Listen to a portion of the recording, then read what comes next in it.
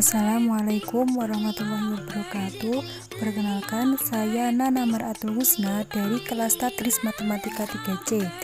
Di sini saya akan menjelaskan tentang sejarah matematika dalam pembelajaran dan beberapa tokoh matematika. Nah, yang pertama, kita akan membahas sejarah matematika dalam pembelajaran. Kita sebagai calon pengajar harus memahami sejarah matematika karena peran sejarah matematika baik langsung maupun tak langsung sangat mempengaruhi proses pembelajaran.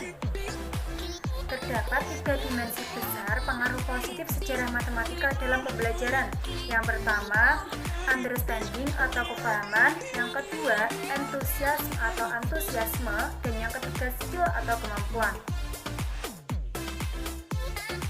Lalu, pengaplikasian sejarah matematika dalam pembelajaran dapat ditempuh melalui berbagai cara, diantaranya yang pertama, menceritakan matematikawan pada zaman dahulu secara menyenangkan.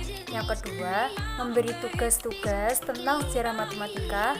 Dan yang ketiga, menggunakan contoh-contoh penting dalam sejarah matematika untuk menggambar metode mengerjakan matematika.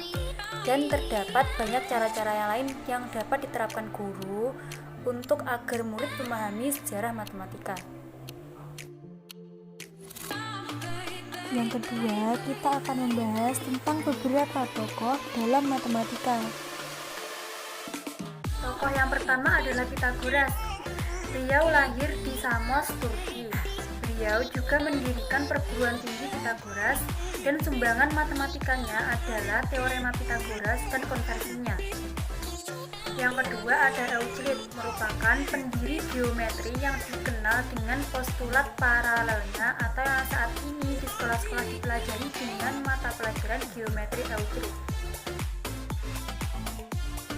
Yang ketiga ada Archimedes. Beliau berasal dari pulau Sisilia yang menjadi koloni Yunani. Sering disebut sebagai Bapak Integral karena menulis banyak subjek yang menggunakan kalkulus. Yang keempat, Brahmagupta, merupakan kepala observatori astronomi di Ujjain yang merupakan pusat perkembangan matematika di India pada zaman itu. Brahmagupta memperkenalkan metode perkalian menggunakan nilai tempat yang diterapkan hingga saat ini. Yang kelima ada Al-Khawarizmi, merupakan tokoh matematika muslim yang sering disebut sebagai Bapak Aljabar. Memelopori perhitungan dengan angka 0 dan sistem desimal, dan melalui pengkajiannya yang analitis menghasilkan suatu istilah algoritma. Yang keenam adalah Fibonacci, merupakan matematikawan asal Italia yang menemukan bilangan Fibonacci, perintis pecahan Mesir, dan memperkenalkan salah satu hasil dalam teori bilangan yaitu bilangan kuadrat dapat dituliskan dari bilangan-bilangan ganjil.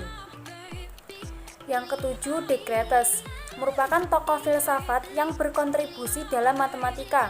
Karyanya yang paling terkenal adalah La Geometrie yang isinya kombinasi antara geometri dan aljabar. Yang kedelapan adalah Fermat, terkenal dengan teori terakhir Fermat yang menyatakan X pangkat N ditambah Y pangkat N sama dengan Z pangkat N tidak memiliki penyelesaian X, Z, Y, Z untuk N sama dengan 2. Beliau juga berperan dalam berdirinya teori probabilitas. Lalu yang kesembilan ada Pascal, merupakan pencipta hukum Pascal mengenai tekanan.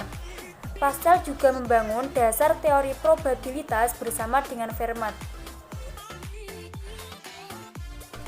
Yang 10 ada Newton, lahir di Inggris dan menulis dasar-dasar kalkulus diferensial dan integral dengan metode fluksionnya. Di akhir hidupnya, beliau sempat berkonfrontasi dengan Leibniz mengenai siapa penemu sebenarnya dari kalkulus. Tokoh yang ke-11 adalah Gauss. Gauss berkontribusi dalam banyak hal, diantaranya berhasil menemukan hukum Bode, teorema binominal, hukum kebalikan kuadratik, teorema bilangan prima, dan masih banyak lagi. Lalu yang terakhir adalah Cantor, terkenal sebagai penemu teori himpunan. Makalah pentingnya yang terakhir adalah teori himpunan dan aritmatika transisit. Selanjutnya, ia menemukan sebuah paradoks dari teori himpunan yang ia temukan.